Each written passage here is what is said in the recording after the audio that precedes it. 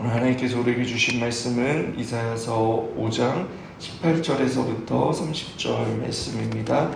이사야서 5장 18절에서부터 30절 말씀 우리 합독하겠습니다. 시작. 거짓으로 끈을 삼아 죄악을 끌며 술의 줄로 함같이 죄악을 끄는 자는 화 있을진저. 그들이 이르기를 그는 자기의 일을 속속히 이루어 우리에게 보게 할 것이며 이스라엘의 거룩한 이는 자기의 계획을 속히 이루어 우리가 알게 할 것이라 하는도다. 악을 선하다 하며 선을 악하다 하며 흑암으로 광명을 삼으며 광명으로 흑암을 삼으며 쓴 것으로 단 것을 삼으며 단 것으로 쓴 것을 삼는 자들은 화 있을진저. 스스로 지혜롭다 하며 스스로 명철하다 하는 자들은 화 있을진저. 포도주를 마시기에 용감하며 독주를 잘 빚는 자들은 화 있을진저. 그들은 뇌물로 말미암아 악인을 의롭다 하고 의인에게서 공의를 빼앗는도다. 이로 말미암아 불꽃이 그루터기를 삼킬같이 마른 불이 불 속에 떨어짐같이 그들의 뿌리가 썩겠고 꽃이 티끌처럼 날리리니 그들이 만군의 여호와의 율법을 버리며 이스라엘의 거룩하신 이의 말씀을 멸시하였습니다. 그러므로 여호와께서 자기 백성에게 노를 바라시고 그들 위에 손을 들어 그들을 치신지라. 산들이 진동하며 그들의 시체는 거리 가운데에 분토같이 되었도다. 그럴지라도 그의 노가 돌아서지 아니하겠고 그의 손이 여전히 펼쳐 있으리라.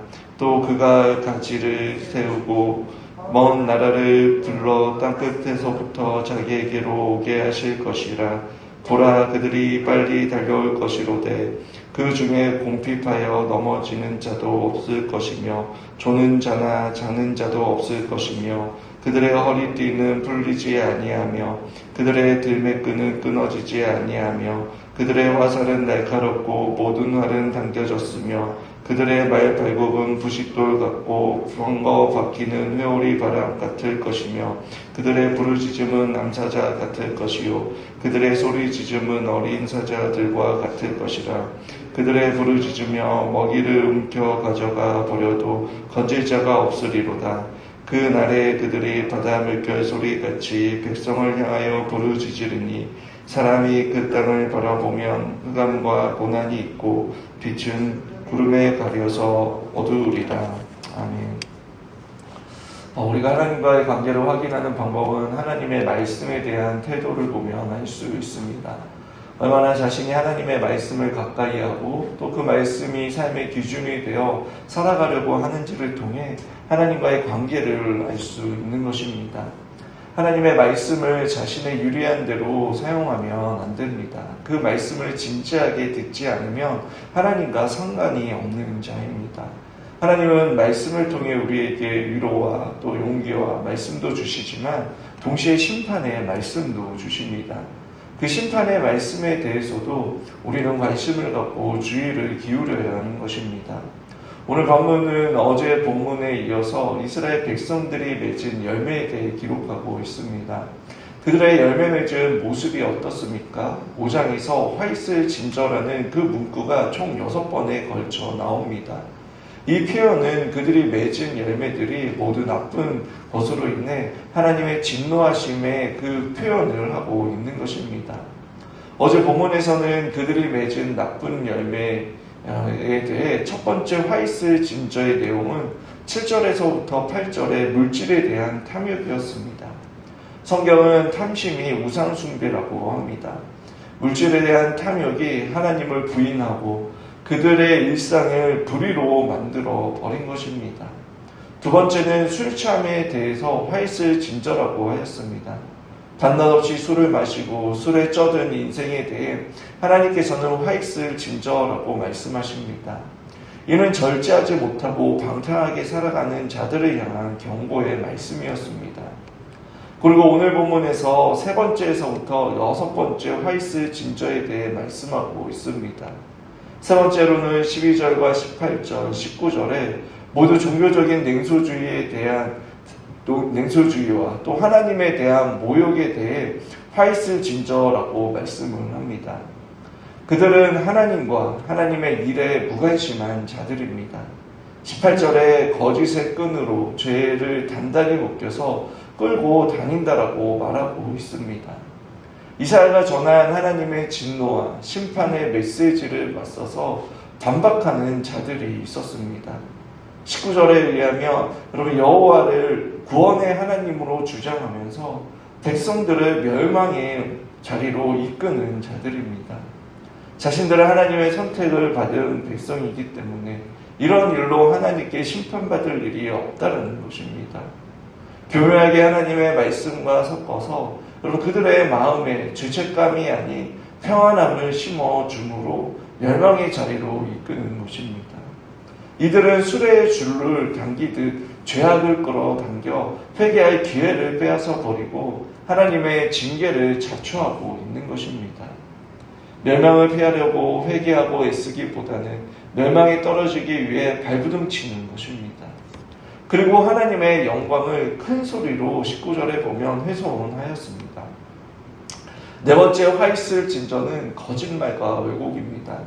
20절의 말씀에 그들은 가치체계를 완전히 뒤바꿔 버립니다. 악을 선하다 하고 선을 악하다라고 하는 것입니다. 이는 단순한 거짓말이 아닙니다. 진리에 대한 왜곡을 하고 있는 것입니다. 진리를 왜곡하는 곳에는 여러분 타락한 도덕성과 삶의 증상들로 나타납니다. 악을 선으로 바꾸고 선을 악으로 바꾸는 사람들은 여러분 그냥 보통 사람들이 아닌 힘을 가진 자들입니다. 권력과 부와 지혜와 능력을 가진 자들입니다. 그들이 자기 자신만을 위한다면 여러분 남에게 얼마든지 치명적인 영향력을 미칠 수 있는 자들입니다. 뇌물을 받고 법과 정의를 왜곡하여 불의한 자들이 의인이 되도록 만들고 또 죄 없는 사회적 약자들을 죄인으로 판결할 수 있는 자들입니다. 또 지혜를 말하지만 허황된 말을 번듯하게 함으로써 남들을 속이는 자들입니다. 이스라엘에게 있어 왕국의 통치자들이 또 제사장들이 선지자들이 그랬습니다. 하나님께서 주신 말씀과 율법을 가지고 공정하게 재판하고 판단하지 않고 집단의 이기적인 목적과 이해관계에 따라 왜곡되게 말씀을 사용합니다. 그리고 결국 거짓말과 왜곡의 끝이 무엇입니까? 바로 예수 그리스도를 십자가에 못 박은 사건이었습니다.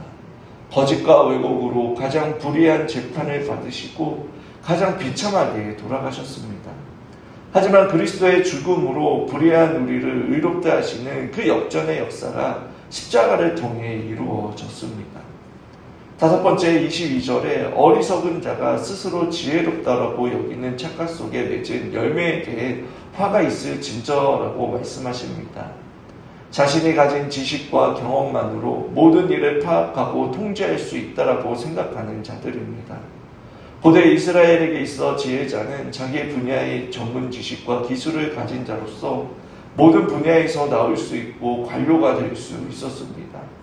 그들은 지혜의 근본이신 여호와를 의존하지 않고 자기의 지혜를 의지해서 정치를 하며 살아가는 자들입니다. 참된 지혜이신 하나님의 말씀을 듣지 않은 그 어리석음으로 나라를 멸망의 길로 이끌었던 자들입니다. 마지막 여섯 번째는 인간을 타락시킬 수 있는 술을 만들어 먹는 것과 그것을 만드는 전문가가 되고 또 뇌물을 받으면서 거짓말하는 자들에게 화가 있을 진저라고 말합니다.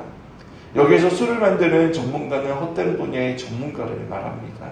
하나님의 영광을 가로막는 일을 말하는 것입니다. 예를 들어 도둑질하는 전문가나 아니면 법망을 피해 탈세하는 전문가, 술, 담배 제조자 등 여러분 그러한 범죄 행위나 그 행위를 돕는 전문가를 말하는 것입니다.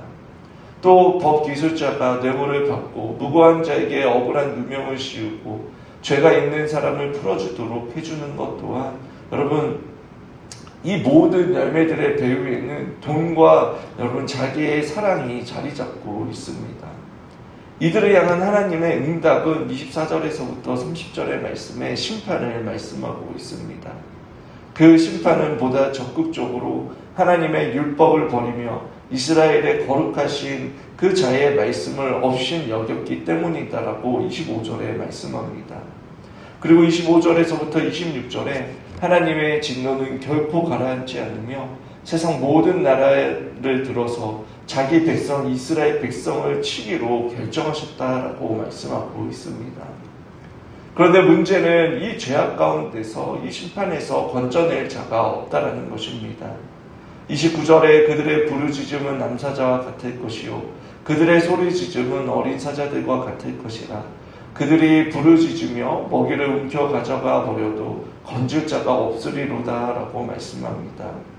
심판을 행할 심판자가 사자처럼 부르짖으며 이스라엘을 노리고 악한 사단이 삼킬 자를 찾으며 소리를 칩니다. 이스라엘 백성들은 죽음의 공포 속에 빠지게 됩니다. 하지만 이스라엘 백성들이 고통과 괴로움으로 울부짖어도 그 울부짖음을 듣는 자도 관심을 가진 자도 없다라는 것입니다.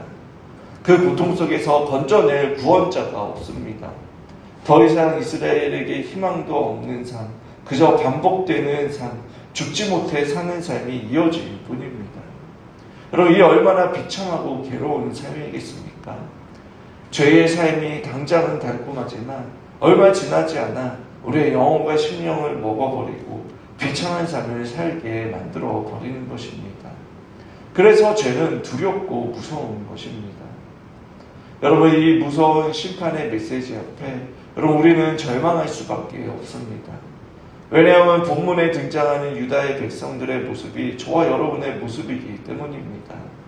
하나님의 자녀가 되었다라고 하지만 여전히 우리에게 종종 보여지는 모습이기 때문입니다.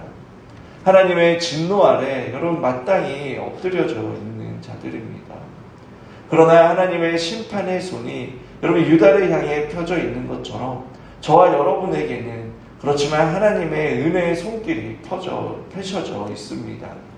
23절에 뇌물로 말미암아 악인을 의롭다 하고 의인에게서 그 공의를 빼앗는도다 라고 말씀이 있습니다. 예수님께서는 은 30에 매수된 제자에 의해 배신을 당해 팔려가셨습니다. 가장 불의하고 불공정한 재판을 받으신 예수님은 그런 십자가에서 죽으심으로 죄인들을 대신하여 죄값을 치르셨습니다. 그리고 우리를 자신의 소유로 삼아 주십니다. 인간의 탐욕과 거짓과 불의와 강기로 여러분 우리를 구원하시는 그 역전의 역사를 이루신 것입니다. 그 은혜와 사랑을 받은 저와 여러분입니다. 이제 죄의 저주로부터 끊어지고 하나님의 진노의 심판을 두려워하지 않아도 됩니다. 우리에게 주어진 일상에서 의인이라는 새로운 신분을 가지며 여호와께서 내게 주신 모든 은혜를 무엇으로 보답할까라는 그런 마음과 중심으로 우리는 주님과 함께 동행하며 살아가면 되는 것입니다. 말씀을 맺겠습니다. 여러분, 오늘 우리가 살아가는 세상은 무엇이 옳고 그른지를 분별하기조차 어려운 시대 속에 살아가고 있습니다. 시대가 너무나 빨리 흘러가며 너무나 다양한 정보가 쏟아지고 있습니다. 사람들은 각자의 이익과 편리에 따라 기준을 가지고 살아갑니다. 내 말도 옳고 너 말도 옳다라는 그러한 식의 사고방식을 가지고 있습니다. 또 한편으로는 하나님이 살아계시다며 세상은 왜 이 모양인가? 하나님이 계시다면 지금 당장 눈앞에 나타나 보이시라라고 그렇게 고발하며 냉소적인 태도를 취합니다. 이러한 시대일수록 우리에게 필요한 것은 여러분 더욱더 하나님의 말씀인 것입니다. 하나님의 말씀을 통해 내 안의 탐욕과 아니마는 생각하는 자신을 발견하고 수많은 변명과 합리화로 끌어당기는 그 밧줄을 끊어버리고 철저히 하나님의 말씀을 우리의 삶의 기준으로 삼고 또 주어진 그 삶의 현장에서 그 말씀에 따라 하나씩 순종하며 살아가는 것이 바로 이 땅 가운데 임한 하나님의 나라를 맛보며 또 살아계신 그 하나님을 증거하며 살아가는 것입니다. 하나님께서는 이렇게 심판의 메시지를 보여주시는데 그 심판이 임하는 직접적인 원인은 그들이 열매를 맺지 못했다는 것으로 비롯되었습니다. 오늘 하루 우리의 삶이 우리의 선택이 우리가 가는 길이 열매 맺는 과정임을 기억하시길 바랍니다. 우리는 어떠한 열매를 맺고 있습니까? 내 삶의 주도권을 내가 쥐고 조급해하며 스스로 지혜롭다라고 여기는 교만을 내려놓으시길 바랍니다. 나를 위해 모든 진노를 쏟아내시고 의의 선물을 주신 그 주님을 깊이 묵상하며 여러분 주님의 그 강권적인 사랑이 우리를 압도하여서 자발적으로 모든 삶의 자리에서 하나님의 선하심을 드러내며 정직하고 성실하게 오직 진리만을 따르는 그러한 주님의 자녀들이 되시게 주님의 이름으로 축원합니다.